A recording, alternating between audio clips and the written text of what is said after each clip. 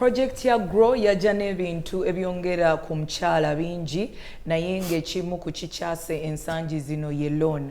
Abakyala bangi beebuuza waliwo ebintu ebirala bye nsobola okuba nga nfuna mu Grow Project. Ekyo kyonako olwaleero tulina abakungu okuva mu project eno ku side ya Private Sector Foundation Uganda bagenda kuba nga batubuulira gwe omukyala ali eyo eyeebuuza bintu ki ebirala bye nsobola okufuna mu Grow Project ng'ogyeko okwewola bye tugenda okulambulula. Kwaniriza ku program Pakasa nze Omumbejja Ndagire Leila.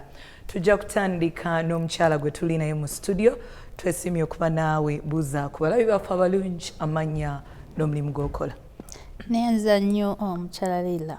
Amanya n'eddoboozi nze Rebecca Kukundakwe nga mba mu kitongole kya Private Sector Foundation Uganda ku project yaffe eya Grow. Ate ku luyi luno tulina omwami ng'era mukungu mu project eya Grow ku side ya Private Sector Foundation Uganda. Twesimye okuba naawe ku program Pakasa. Sanyuse nnyo Leila, mbalamusiza nnyo abalabi baffe. Nze Paul Nwagaba nkola mu PSFU nga Access to Finance Specialist oba oyo ayamba nakola n'ebitongole ebiwola ssente okusobola okutuusaako ssente za Grow Loan ku bakyala abagenda okufuna ssente zino. Tweyanza nnyo. Rebecca, nga tutandika program tulina abakyala bangi bali mu business balina obuli mulimu bwe bakola n'abalala nga bagamba nti eno component eya Grow Loan ffe tetujja kukola ki kugigendamu. Abalala olw'ebimu ku bibeerawo maybe ne batasobozesebwa kutapingamu eyo component. Naye Grow eyina ekintu ekirala kyesobola okukolera abakyala bano.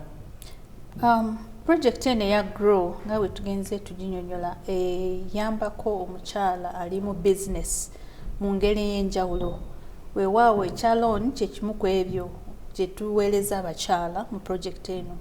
Mu project eya Grow tulina okutendeka abakyala mu ngeri gye balina okutambuzaamu businesses. Nga mwotadde okukuuma ebiwandiiko obulungi ebya business, kiki ekiraga nti business eno yiyo ng'omukyala. Kiki ekiraga engeri business yo gyezze etambulamu. Magoba ki g'okola oba losses ki z'olina. Kuba bannange mu business waliwo okukola amagoba n'okukola loss. Ebyo byonna tugenda nga tusomesa abakyala n'okuyambako okufuna nti kye bakola bakikola ku mutindo kye tuyita quality. Ate n'abalala okuyamba nti twongerako kye tuyita value addition. Bw'oba oli mu byennyanja obijja n'obiteekawo ku katale ate bw'obyokyako oba n'obisiringako n'oteekako kasitiika yo neebeera value addition. Byonna tubisomesa mu project yaffe ya Grow era kati twatandise okusomesa mu ggwanga lyonna okulaba nti abakyala balina kye bongerako ku mutindo mu business naabwe ze bakola. Ate nga ne ku by'essente bannange tetwakomye kulaba nti tukwata ku looni yokka. Eno gye tulina mu banks. Tugenda kubanga tukwataganya n'ebitongole ebyenjawulo ebigaba ssente mu ngeri ey'enjawulo, digital platforms okulaba nti omukyala oyo atasobodde okufuna ku Grow Loan ayina engeri gy'asobola okuganyulwamu okusobola okukulaakulanya business. Tweyanza nnyo omukyala Kukundakwe Rebecca. Paul Nwagaba, okwongereza ku Rebecca kyayogedde atubulidde ebintu ebyenjawulo bye mukola mutendeka abakyala obukugu bubaweereddwa naye omukyala ayagala okweyunga ku zino enkola ayina kukola atya? Okusookera ddala jjukira nti emisomo gino gijja kubeera mu ggwanga lyonna era partner waffe oba ekitongole ekikola ku misomo egyo ekikulu ye Makerere University Business School abantu gye bamanyi nga MUBS egenze efuna aba service provider oba abantu abagenda okuyigiriza abakyala ebintu ebyo ebyenjawulo mu ggwanga lyonna. Kati bagenda balanga oba bagenda mu north oba bagenda mu west oba mu east oba mu central emisomo gye gigenda okubeera n'abantu bwe basobola okugituukako. Jjukira nti tulina ofiisi zaffe bbiri eza Grow. Waliwo ofiisi eri ku Ministry of Gender oli nga yayagadde okwetuusako emisomo egyo ayinza okukola application n'agitwala mu bifo ebyo. Naye ate waliwo n'okusaba okuli online ekiyinza okwanguyira omuntu alina essimu oba alina kompyuta n'agenda ku website ya Grow n'asaba okusoma kwayagala kubanga courses eziriko za njawulo ziringa 10 okusinziira ku mukyala kyaba ayagadde okusoma kyasaba ne kirabika nti kimutuusibwako. Okay, mukyala kikaki gwe tutunuulira kuba tetwagala bantu babeere nga bala program pakasa ate bagende ku mukutu babagaane? Nga bwe tuzze tunnyonnyola amabega kaawo omukyalo owaggulu jjukira nti tubadde tugamba nti eno projekiti ya gavumenti. Gavumenti etaddewo emitendera mingi oba programs nyingi eziyamba abakyala n'abantu bonna abasinga kye tuyita livelihood projects, muwulidde emyoga, PDM ne projects endala, youth livelihood program. Naye GROW yajja okunoonya omukyala akola omulimu ng'abadde agukola okumala at least omwaka gumu n'okweyongera mu maaso, ng'ayina waatuuse, ng'ayina bizinesi ng'erabika ng'ayinza ogyogerako oba oli nga yazze ogitunulako ng'asobola ogiraba nti ebaddewo nga ebadde etambula. Okusingira ddala twagala oyo omukyala abadde akola ng'ayina we yeetuusiza nga kati ayagala kwongerako. Kyova olaba n'akagambo ako aka GROW kategeeza ayagala kukula, ayagala kweyongerako level. Naye nga si nti atandika butandisi oba kinenga oyo omukyala oyo owaggulu gwe tubadde tunnyonnyola. So yoyo omukyala gwe tunoonya era n'emisomo egyo nga bw'abadde akugamba Rebecca, omuntu alina business naye ayagala kweyongerako omutindo, abadde ayagala kweyongerako value addition, oba alina business ye ebiwandiiko tebibadde birungi nnyo ate ayagala kwetuusaako looni, oba ne buteetuusaako looni oba alina ekintu ekirala kyanoonya oba certification oba ki mu business naye ng'ayagala omutindo ogwo gulinye, asobola atya okuyigirizibwa n'akola ki ogwo omutindo n'agutuukako. So yeyo essential business management skills kyegezaako okutuusa ku bakyala bano ate beeba abakyala betunoonya. Tweyanza nnyo. Omulungi ali ku program pakasa betuli nabo mu studio bakungu okuva mu GROW project ku side ya Private Sector Foundation Uganda. Oyinza okubanga wawulira oba okyawulira ku nsonga ya GROW loan ninga gwogamba aloni nyinza okubanga si wengenda okufuniramu. Bakugambye nti GROW project eyina ebintu ebirala ng'okutendeka abantu, okuyambako okweyongera omutindo n'abakyala okugenda mu bitongole ebimu eby'amaanyi okuwa obukugu. Emabega kaawo bakwatagana n'aba Uganda Industrial Research Institute okuyigiriza abakyala okwongera omutindo ku bintu eby'enjawulo bye bakola. Essaawa zino bakwataganye ne MOOBS okubanga batendeka abakyala mu bitundu eby'enjawulo, ebintu ebyekuusa ku nzirukanya ya business, hands-on skills n'ebintu ebisobola okuyamba business yo okubanga ekola amagoba. Beera ng'owuliriza obubaka osobola okubanga weeyongerako omutindo. Tugenda kulaba emboozi yaffe esooka ekyo ky'olunaku olwaleero ng'era be tugenda okulaba be bamu ku baganyuddwa mu nkola eno eya GROW project. Twesaanidde kuvaawo we tudda tweyongere okuba tooki waawo osobola okwenyiga gw'atannafuna mu nkola ezimu ku zino.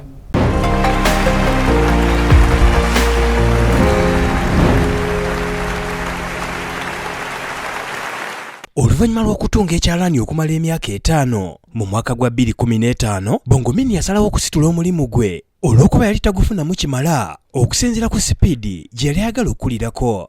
Ono yatandika okwewola ensimbi okuddukanya omulimu guno.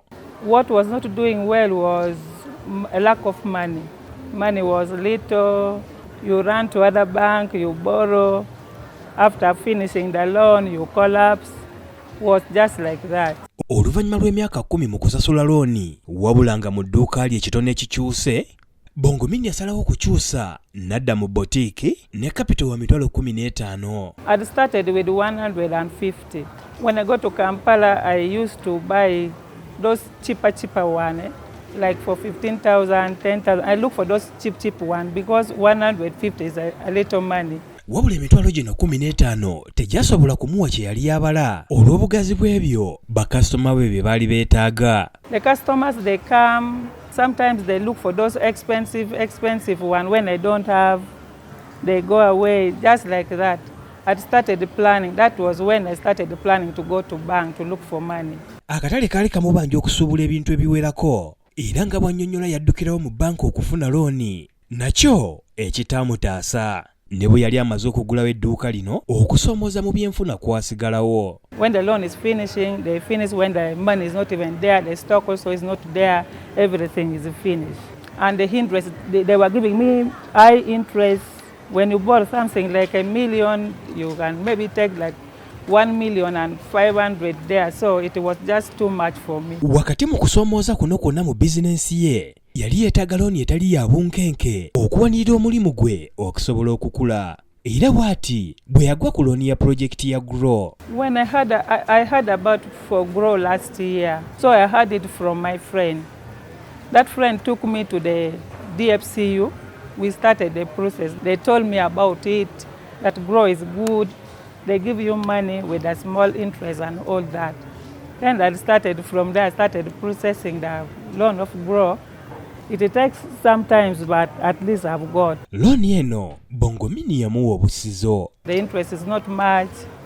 At least paying is not difficult like other bank and all that. It makes me also very happy. And I'm seeing really my stock is growing. Ono olw'engeri looni eziise gye zaali zimukubyemu entiisa yasaba obukadde 5 bwokka. I was fearing, I asked even for 5 million only. I didn't add anything. I asked for 5 million and they have given me that 5 million. I'll be paying 5,290,000 for a year. Okusinziira ku kiseera kye yakatambulako ne looni eno, kati ayingiza akasimbi akategeerekeka kwasuubula emmaali ewerako n'okulabirira famire ye. Like other time when Christmas like has passed, I remain with nothing. But at least now, Christmas I've taken my children all to school. I still have stock and I'm very happy. Next time I'll again paying the loan and I'll take them to school because I still have stock. What else has changed? Even our life from home, we eat well, as the way you are seeing. Myself in 5 years, I want to drive. Yes, I want to drive. Bawagidwa GROW, project ya government ya Uganda, eddukanyizibwa PSFU ne Ministry ya Gender, ng'evujjirwa World Bank. GROW project eyambye abantu bangi era emboozi ya Bongomin mugirabye ali mu bitundu eby'eggulu yewola $5,000,000 naye kino kikyusizza ekifaananyi kya bizinesi gy'akola mu bitundu ebyo. So tukugamba wonna w'oli oba osobola okuganyulwa mu nkola eno eya GROW project. Tutunuulira omukyala Rebecca Kukundakwe nga tali mu kategori ya Bongomin. Teyeewoze naye alina ebirala by'ayagala okuba nga aganyulwa mu nkola eno. Oyogedde kutendeka emabegako mwatugamba expose nambuzo omugenda bamuzikola. Essaawa zino batugamba ezatandise. Kati njagala otusiigire ekifaananyi omulabi waffe abeere ng'ategeera ekiriwo essaawa zino. Bimu ku ebyo okugenda nga tukola mu project eno eya GROW nga mutadde okuyamba abakyala okufuna ku ssente kwe kulaba nti tuteekako enkwasaganya wakati w'abakyala abali mu business abandyetaaza okwewola ssente awamu n'abo ebitongole ebyenjawulo ebigaba ssente nga si banks zokka kubanga tusanze nti abasinga tutegeera nti bwe mba njagala ssente za business wabula nnina okugenda mu bank. Naye nga mu project eno ya GROW mu kunoonyereza tukimanyi nti waliwo ebitongole ebirala era ebigaba ssente ku bakyala. Naye abasinga tetubimanyi, abakyala abasinga tebabimanyi. Kakati mu nnaku z'omwezi 15 ne 16 omwezi guno wiiki ejja tugenda kubeera ne kye twayise Gender Financing Innovation Expo nga tubanjulira abantu abalala ebitongole bwe tuyita solution providers abaliwo abaweereza abakyala ssente za business. Expo eno oba mu Luganda kituyita omwoleso twagala kuweereza information okulaga baana abaliyo. Naye ate naffe ng'ekitongole nga program twagala kutuula n'abo tulowooze nabo tuteeke wamu ebirowoozo biki bye balina bye basobola kuweereza abakyala. Ngeri ki abakyala gye basobola obifunamu. Bwe twagenze tutegeka expo eno twasanzeemu abantu abalina ebyenjawulo. Wali omanyi nti waliwo aba companies eziweereza collateral free loans nti kye beetaaga kwe kutegeera bizinesi ye egenze etambula etya nga teweetaaga musingo. Naye ddala obadde okola bizinesi y'oyina ebiwandiiko oyingiza ssente ozifulumya. Bw'ogamba nti nyina aba suppliers 10 ne bagenda ne bawogerako ne ba suppliers obadde kino enkwatagana nabo bwe basanga nti record eyo ddala nnungi era eraga nti oli mukyala obadde okola business oba osobola okufuna ssente. Kakati mu expo eno tugenda okuba nga tuleeta ebitongole bwe bityo awamu ku motive nga twogera okuteesaganya okulaba ngeri ki gye tusobola okuyamba omukyala oyo atafunyeemu ku GROW loan eri mu commercial bank asobole okutegeera nti waliwo ebitongole ebirala bisobola omuweereza ku ssente. Naye ate n'ebyo nga tubikola mu explain twagala okulaba nti tujjayo eddoboozi ly'abo abakyala abafunye ku ssente za GROW nga bayimba oluyimba olujja nga bagamba nti weewaawo nali bubi nga sirina ssente zitenteeka mu business oba nga nsanga obuzibu bungi ng'omukyala oyo gwayogedde naye GROW bwe yajja nenfuna ssente zino nenkola business bweti ate netufuna nti kiyambyeko nze ng'omukyala business yange awamu n'abo bembeera nabo.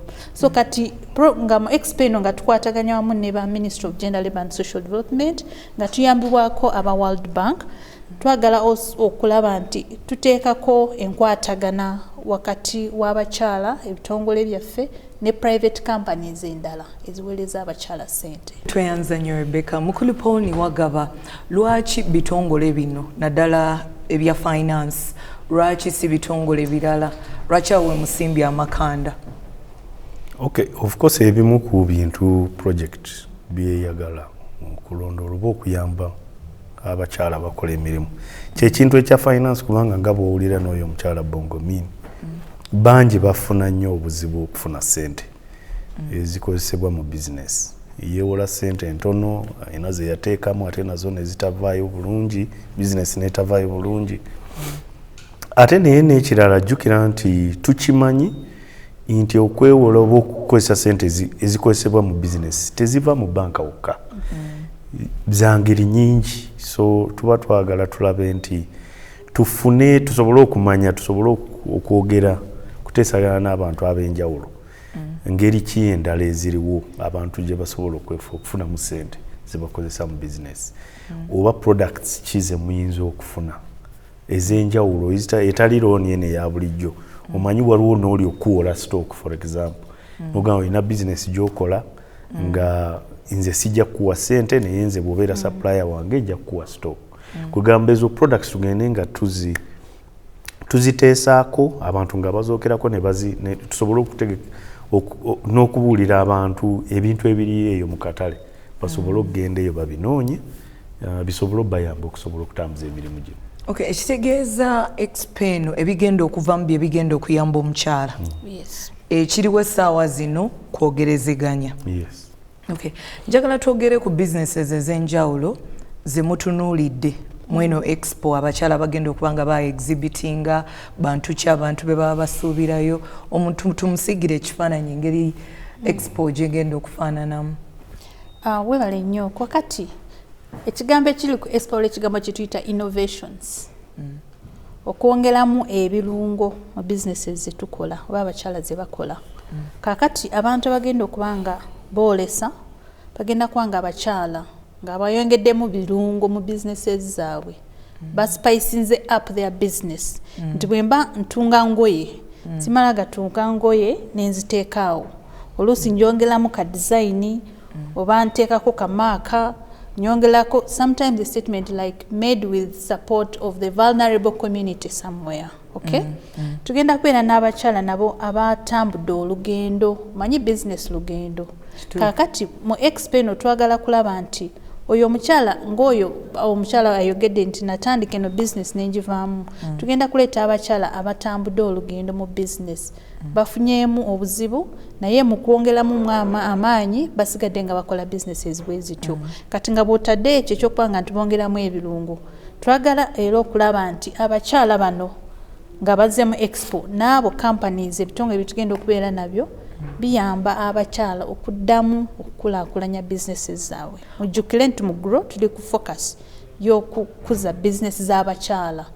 Enkolagana okulaba nti businesses ziva ku level emu zidda ku level endala. Kakati n'olwekyo expo eno ebyo byonna ebitunuulidde tugenda kubaamu n'aba service providers abayongera okwekengera situation y'abakyala. Ye bw'ogamba nti interest rate oyinza okufuna interest rate era wansi naye nga conditions endala nazo ziyinza okuzibuwalira. Kakati mu expo eno tugenda kuba nga tukuba ebirowoozo ye banna bali mu digital platforms waliwo abali ku mobile money platforms. Mukulu Paul ayogedde kuba stock financing ebyo byonna tugenda kuba nga tubinamu expo ate n'ekyalo ekyenjawulo nga tugenda kubamu ne regional organization eziva wabweru w'eggwanga okulaba nti tufuna cases kiriwo ekikola e Senegal opportunities ki eziweereza abakyala ssente e Rwanda, e Kenya, byonna bigenda kuba mu expo. Kyetusuubira okulaba nti nga tuvudde mu expo eyo tulinako menu gye tuteeka ku katale, ebitongole ebyenjawulo bye tuteeka mu katale nti omukyala akola business osobola okugenda mu kitongole bwe kiti n'oyambibwamu mu ngeri gy'osobola okufunamu loan ssente ez'enjawulo okukulaakulanya bizinesi yo. Tweyanza nnyo Rebecca Kukunda kwe omukyala ali eyo atulaba ng'oyagala okuba nga okyusa obulamu bwo oba okuba nga okulamu ekyo ky'okola. Grow Project batugambye tuleetedde bintu bingi. Bulijjo abantu abasinga kyebadde basimbako essira ze Grow Loans naye batugambye nti okutendeka kugenda mu maaso. Kakati ekyenjawulo ekiriwo wiiki ejja ye Expo. Expo negenda beekwanaganya abakyala awamu n'abantu ababayambako okufuna akasente. Nga bagenda kubanga abakyala bababuulira osobola otya okufuna ssente ne oba toyina musingo. Oyinza okuba nga omusingo gulina nga ssente bagenda zikuwa naye nga waliwo ebintu ebirala ebigenda okuba nga bikulemesa. Kati ebyo byonna bagenda kuba nga balambulula ku bintu ebyo. Oluvannyuma lwa Expo eno oyinza okuba nga waliwo enkyukakyuka ate nga n'abakyala bangi abaganyuddwa mu nkola eza Grow okuli Grow Loan bagenda kuba nga boolesa. Egenda beera wali ku motive tukyakubaganya ebirowoozo tulabe biki ebigenda okugenda mu maaso tukongereko etafaali n'obubaka bwe tugenda okuba nga tuyisaawo. Tugenda kumulamu katini naye bwe tudda tukomawo n'emboozi ey'omukyala omulala era ng'ono ali sayidi eri ey'e Masaka naye nga yeenyumiriza mu projekiti eya Grow bamuwa loan n'abeera ng'ayongera etafaali ku bizinesi. Grace Learning Center ekigo mu Masaka City ye wali abayizi 450 n'abasomesa 24. Oluvannyuma lw'okuggulwawo mu 2017 lino lyaggulawo essuula empya mu kitundu ky'ekyalo kino ekyali ekiyonta eri ebyenjigiriza. Wabula lino lyasoomozebwa nnyo bulwadde bwa COVID-19 kyokka nga ke katadoba k'essuubi kokka ekyalo kino kye kalina. Eno y'emboozi ya Grace Nakanwagi Silivia. As a director, I acquired the loans from Centenary Bank, and things were not so easy because I was still constructing. I had a good story that Grow is coming from medium women like me who are doing some business. So I waited for Grow money since March up to when it was realized in the banks by September last year. I put in my application and I became successful during the third quarter. Kino kyatuukira mu kaseera katuufu gy'ali n'essomero lye eryali mu kuyuuga. Amawulire g'ebbanja lya projekiti ya Grow yasooka gafunira ku radio ne Bukedde TV. Grow Loan I first hear it about from radio, the Bukedde TV, when they were saying apart from money for the poor, there is money for working class. So I was very ready with whatever they need to see that I received that money, and I was so happy. Madam Nakanwagi, sente mmeka ze weewola? I received 30 millions. I used it to run my business on the day-to-day cash flow issues. It has helped me to stock food because due to this shiny food is going to be very expensive. But for me, I have stocked food for the full term. So I even used it to buy school requirements like books, chalk for my school. Twamubuuza ku ntonda we ya looni eno era bw'ati bwe yannyonnyodde. The process, I was requested the cash flow, the ownership of the school, registration number, those things, and provided each and everything. Land title I don't have, that's why I couldn't get more than 30 millions. I have land agreements. Because they were saying you can borrow up to 200 millions. If I had a land title, I would have borrowed 100 millions. Ono yeenyumiririza nnyo mu ngeri essomero lye gye liddukamu kati ne looni ya projekiti ya Grow emuyambye okukyusakyusa ebintu ebingi mu kaseera akafunda. The increase is there because we performed very well last year. It has to continue because of the loan, because they feed. Everything is provided. The teachers, they are paid timely. They are on duty and informed them teaching and they are happy. Alina obubaka eri gavumenti ne projekiti eno olw'okusalawo okuyitimula bamaama b'eggwanga. I really thank the government of Uganda to think of the working class women because it had thought of the very poor in PDM programs whereby we were discriminated almost the working class. But this GROW had come to empower us to continue our businesses without losses. I thank the World Bank for the continuous support it has with Uganda, and most probably women, because women is the nation. When you help a woman, you've helped the majority. Bawagidwa GROW project ya gavumenti ya Uganda eddukanyizibwa PSFU ne Ministry ya Gender ng'evujjirwa World Bank. GROW project yajja kukyusa bulamu bw'abakyala ne Masaka baatuuka gwatanaba kufuna mu project eno tetumanyi kikyolinda. Mukyala Rebecca Kukunda kwenjagala twongereza okuba torch Rose ye mwamwa miliyoni 3 yeyagala abaana agenda kubanga abongerako ettaffaali ate tulaba structures ez'ebizimbe agenda kubanga yeeyongera okuzongerako okulabika obulungi. Nga tuvudde ku mboozi ya Rose Katini njagala era twogere ku bakyala batafunyeemu nga Rose ku loan naye nga baagala ba benefiting. Tukyali ku mulamwa guno ogwa Expo. Tulina abakyala nga Rose oba abali mu tuluberyo be tugenda okusuubira ku Expo eno abalina success stories otunokolereyoko Katini. Nange bwe kiri era ekigenda okuba mu Expo nti tuleeta bipya. Tujjayo abakyala abalina bye bakola ebyenjawulo mu sectors ez'enjawulo. Of course nga agriculture mweri kwa ye backbone y'eggwanga lyaffe. Netubeerayo n'abakyala abali mu education and using technology. Nti COVID yajja twayiga nti okusoma tekulina kubeera mu classroom kwokka. Netulina n'abakyala abakoze digital innovations mu education, mu travel. Eggwanga Uganda limanyirwa nti mu byobutambuzi oba ebya tourism tukoze bulungi. Tugenda kubeera n'abakyala ba innovations bwe zityo. Tugenda kubeera n'abakyala abayize online marketing. Nti bwe mba nyina edduuka lyange e Kawempe oba wawonna nsobola okukola nenfuna customers abali eggulu oba Tororo oba Soroti nensobola obatuusa ku byamaguzi byange. Abakyala bonna bagenda okubaayo. Naye ate ng'ekirala nga tukola ekintu kino mu Expo twagala okulaba nti buli mukyala yenna mu ngeri ey'enjawulo ayambibwa. Omanyi bw'oba abakola fishing bw'oteekayo akatimba ojjayo ebyennyanja ebyenjawulo. Kakati mu GROW loan waliwo abakyala abaganyirwamu. Naye oluusi akatimba ako era bw'okazaayo omulundi ogwokubiri era ofuna byennyanja. Kakati mu Expo eno twagala okulaba nti tukwataganya ne abakugu ba service providers abasobola okuyamba buli mukyala ow'enjawulo mu ngeri ey'enjawulo okulaba nti afuna ssente zisobola okukulaakulanya bizinesi zaabwe. Ate bwe tuba mu Expo eno ng'ewedde waliwo ekirala kye tugenda okuteeka. Kuyinza okulowooza nti 15th and 16th ziwedde kiki ekiddako. Tugenda kuba nekituyita learning lab oba ebbanguliro ery'enjawulo kubikwatagana n'abagabi ba ssente n'abakyala okutegeera trend ziri zitya nga tuwola abakyala.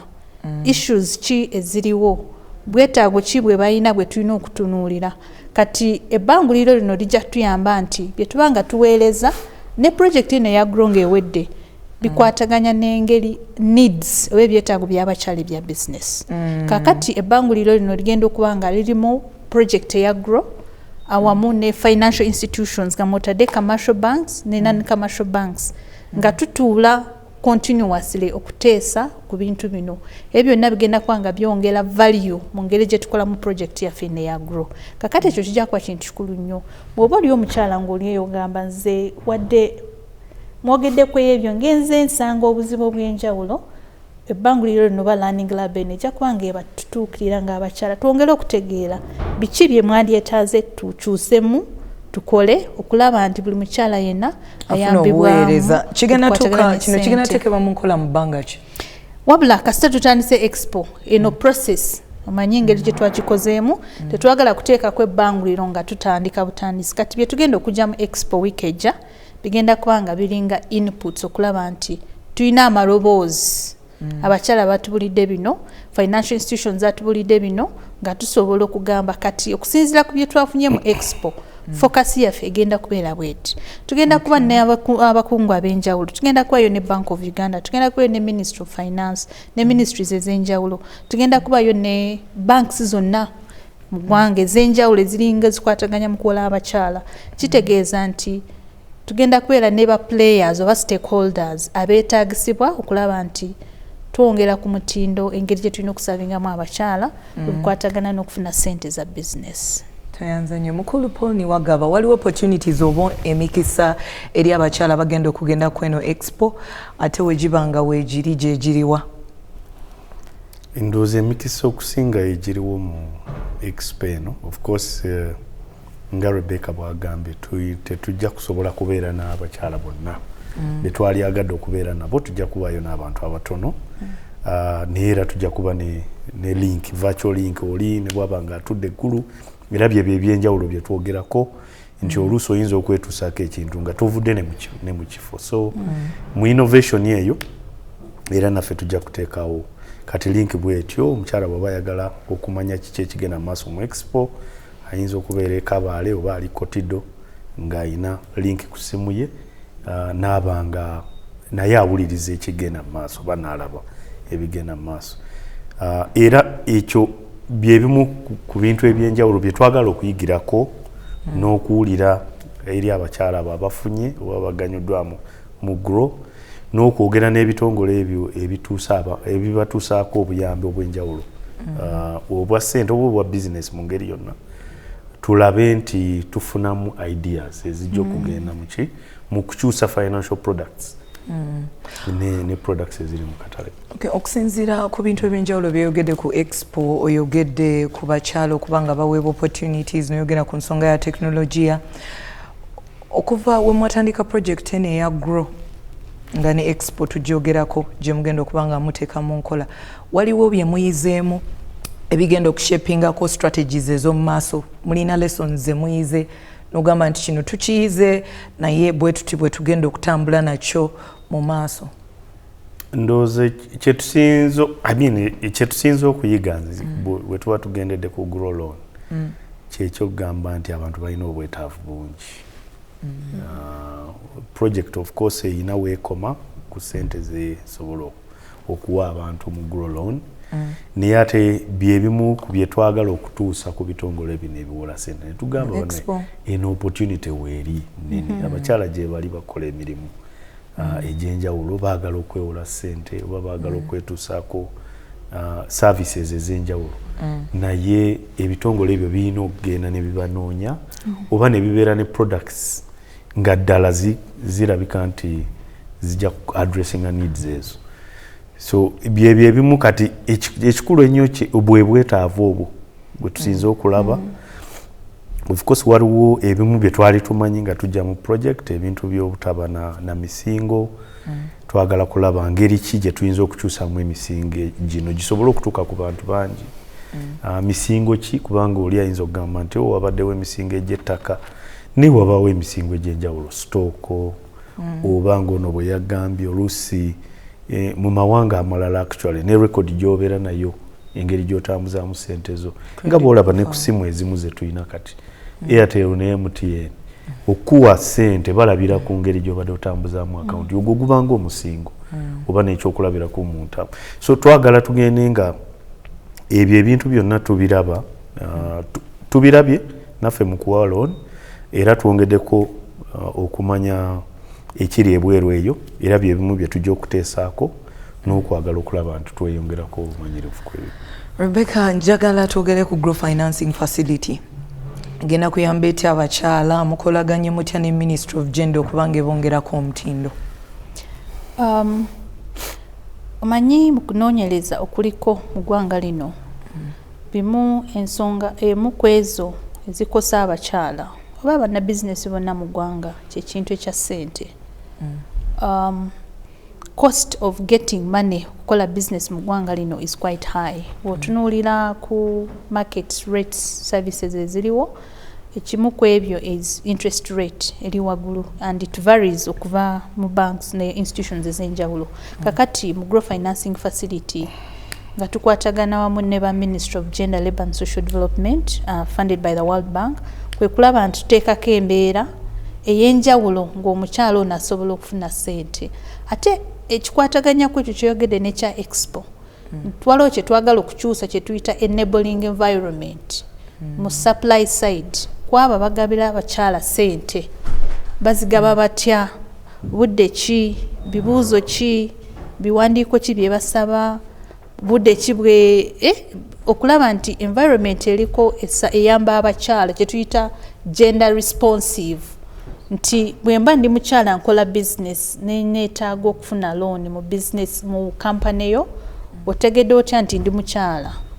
Waliwo ensonga gye twalabye mu grow loan eya Corato, nti Corato si wange naye spouse asobola okutuwa Corato. Kakati edda osanga nti banks ezimu tezandikiriza, naye katulabye nti wageza wabawo behavior change. Kakati tugezaako okukola ekyenjalo okulaba nti tukyusa engeri gy'ebitongole bigabamu ssente gye byeyisaamu oba engeri gye bikolamu business ekituuka kukola abakyala.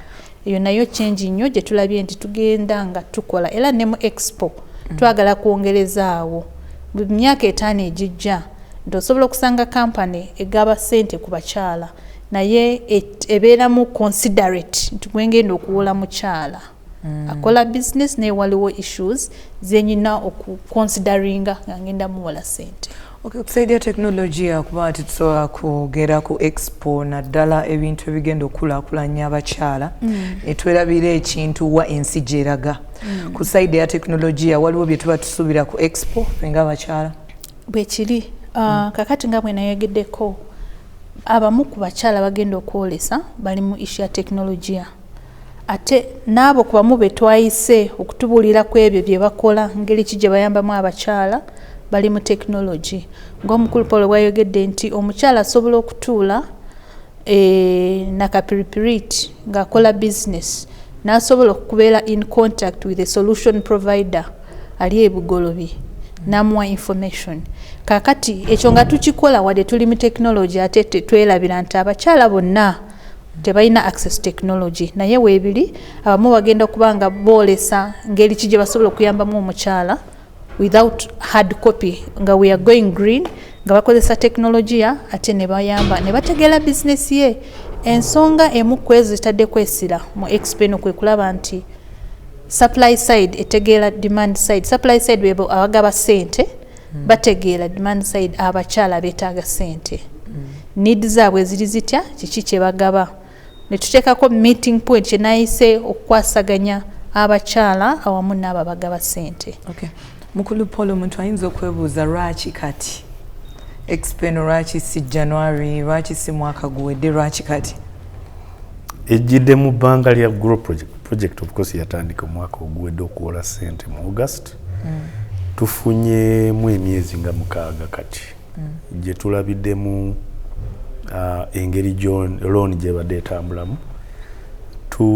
Of course obudde bukyaliyo obwa project tukyalina emyaka nga 2 kitundu naye tulinamu tulabye nti mulimu bye tuyinza okuyiga ate bye tuyinza okwanguwa okwogera n'ebitongole bye tukola nabyo okutandika okukyusa mu ngeri gye bakwatagana n'abakazi abaagala okwewola ssente okuziteeka mu businesses kye twandiise nga lessons.